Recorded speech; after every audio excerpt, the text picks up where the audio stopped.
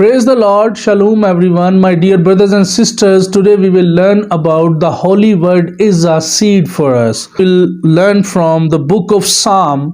It's chapter 126 and it's verse 6. And he who goes out weeping, crying seed for sowing, will certainly come again with the joy. My dear brothers and sisters, if we read carefully what is recorded in the book of Mark and its fourth chapter and from verse 3 to 8, and we will learn that Jesus Christ teaching about seed, and from these two references we can very easily learn and come to the conclusion that the word of God is a seed for us.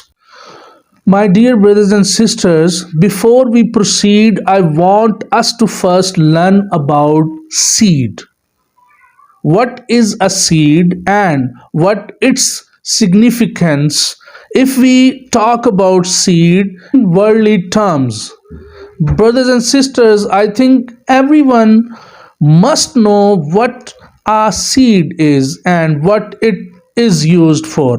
Dear, we know that seed is used to get food, and with food we get strength for the body, and if there is no seed, then food cannot be obtained. And if the human body does not get food, then the body will start weaken, and eventually it will become completely weak.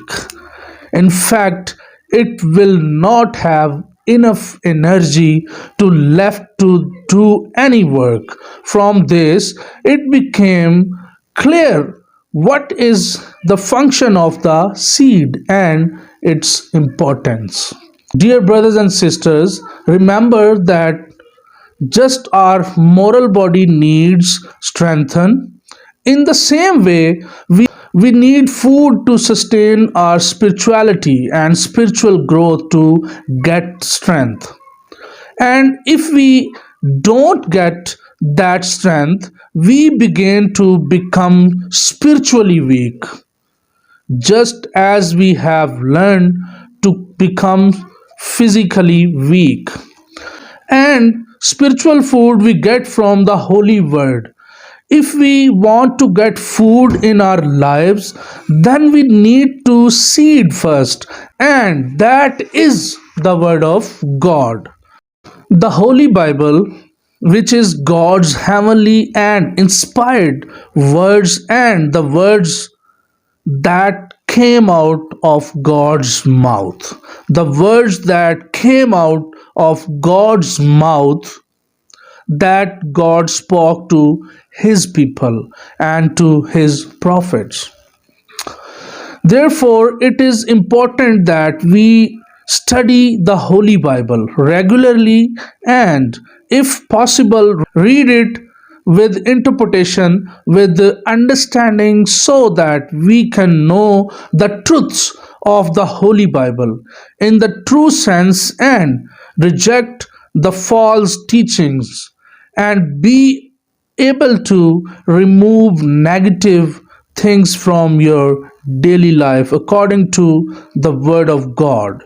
In this way, our spirituality will be maintained and spiritual growth will be possible. Then, another great responsibility rests upon us, that the revelations of the Word of God and the mysteries of the Word, which have been revealed to you by daily and carefully study of the Holy Scriptures.